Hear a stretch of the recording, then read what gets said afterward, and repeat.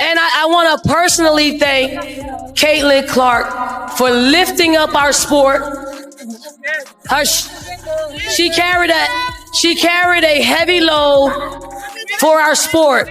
Honestly, no disappointment. Like, I think it just gives you something to work for. That's a dream. Hopefully one day I can be there, and I think it's just a little more motivation.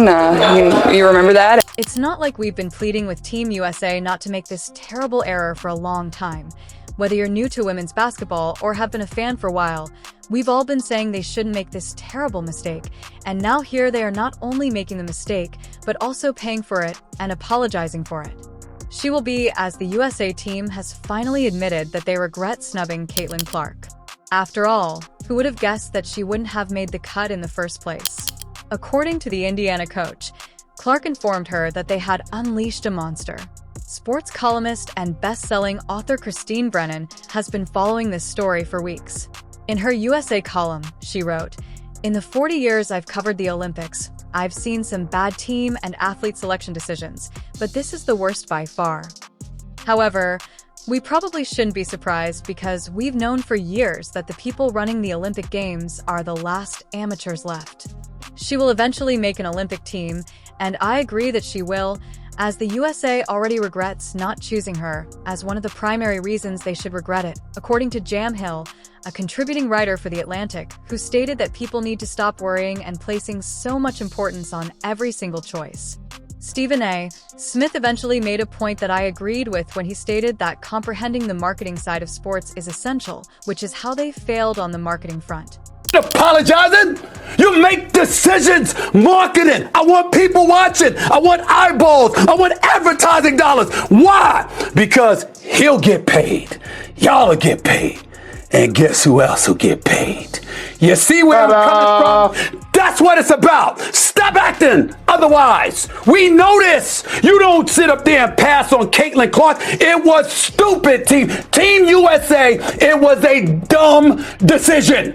Everybody, there's always somebody that's a sacrificial lamb. I respect the hell out of Rebecca Lobo and what she broke down. I understand it. It was a stupid decision because it compromises what your ultimate goal is, which is to elevate the WNBA brand. I disagree with SAS, but I do agree with him that you don't need a business degree, a marketing major, or even a college degree to see that Caitlin Clark draws viewers.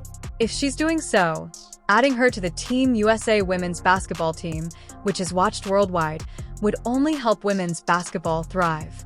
However, I disagree with this clip I'm going to show you, because it shows that Diana Taurasi was strongly opposed to Caitlin Clark, making a significant impact right from the beginning.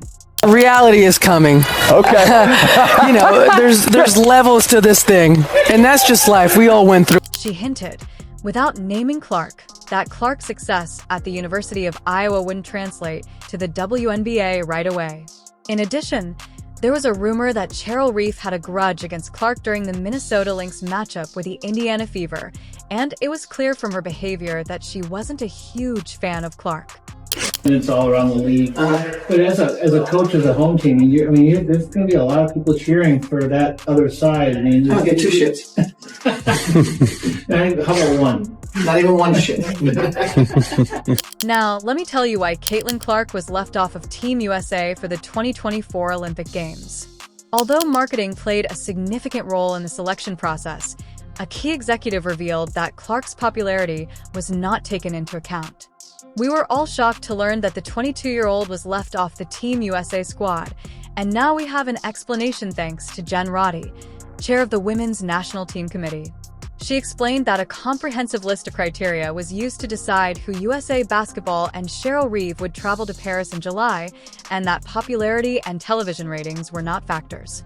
Given that Con Clark is currently the most popular player in the WNBA, selling out venues and drawing sizable crowds, this fact dealt her two serious blows.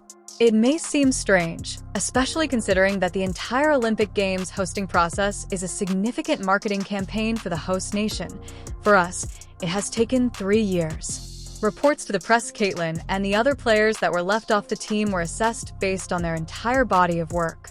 Jen Rohr clarified that although Caitlin Clark's situation was unusual, she was pleased that the committee only considered the selection criteria and excluded marketability and TV viewership. Rohr stressed that the committee's task was to choose the 12 players based on these predetermined criteria. Although there may have been discussions about taking into account variables like TV viewership or popularity, those were not part of the committee's duties. Instead, they were told to disregard outside influences and adhere to the set criteria. What were the criteria used? 11 factors were taken into account when choosing the 12 players who would travel across the Atlantic to try to win an 8th consecutive gold medal and a 10th since 1984. U.S. citizenship was one of the criteria when this process began 3 years ago, when Caitlin Clark was still a member of the NCAA. Position playing versatility and availability, adaptability to the team concept, coachability, and leadership, how effectively they adapt to playing internationally, and whether they can help their team win. It's unclear which criteria Clark didn't meet, but she said she isn't disappointed and plans to use this as motivation moving forward. Another reason Caitlin Clark wasn't included on Team USA basketball team was supposedly to avoid upsetting fans with a lack of playing time. However, the real issue seems to be that the older WNBA players are trying to protect their possessions and don't want her to succeed, is despite the fact that Diana Taysai, Candace Parker, and Brian Stewart all played for Team USA before they had ever played a single WNBA game. So these players did what Caitlin Clark was trying to do. But despite this, Clark handled the situation with class. Although Caitlin Clark didn't make the U.S. women's basketball team for the Olympics, she's not letting it get her down. She's been actively cheering on Team USA during the 2024 Paris Olympics and has been watching as much as she can. Caitlin Clark, who plays for the Indiana Fever, mentioned that she even joked about canceling her practice too. Watch more of the games. When asked if she was disappointed, Clark said she's actually motivated. She sees this time as an opportunity to work harder and prepare for the next chance. 4 years comes fast, she said, reflecting on how quickly time passes. She's using this as a drive to start working towards her goal of being on the team in the future. Recently, Team USA played against Japan, and the attendance numbers highlight a notable issue for comparison. With 27,200 spectators, the Spain vs. China match had the biggest turnout. When a fan held up a sign saying, "You need Caitlin Clark to beat us," it became even more hilarious.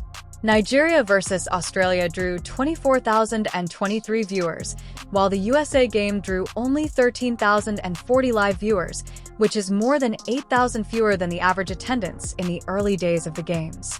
It's funny because even though Team USA defeated Japan 102-76, Caitlin Clark's presence could draw in more viewers. The situation demonstrates how hard it was to keep her off the team, and the justification that they didn't want her fans to be upset about her playing time seems less plausible given how much attention Clark received on social media. In an interview with NBC Sports, Staley, a member of the selection committee, even apologized for the choice. During the Olympics, Mike also, according to Staley, Clark's recent exceptional performances would have made her a solid contender for the team if they were making the selection right now. Since then, Clark has averaging 17.9 points and 10.4 assists per game, including a game-high 19 assists. Staley's remarks imply that Clark's rejection from the Olympic squad may have been a lost chance, particularly in light of the way her participation could have increased interest in Team USA's pursuit of an 8th consecutive gold medal. That's all for today. What do you think about her exclusion and the effect it has on Team USA's performance and viewership? Do you think Caitlin Clark will make it to the Olympic team in 4 years? Let us know in the comments below. Don't forget to like, subscribe, and hit the bell icon to stay up to date on all the latest news on sports and more. Clark and the Indiana Fever will play next on August 16th against Diana Taurasi and the Phoenix Mercury, so that should be an interesting one to watch. We appreciate your time and hope to see you at the next one.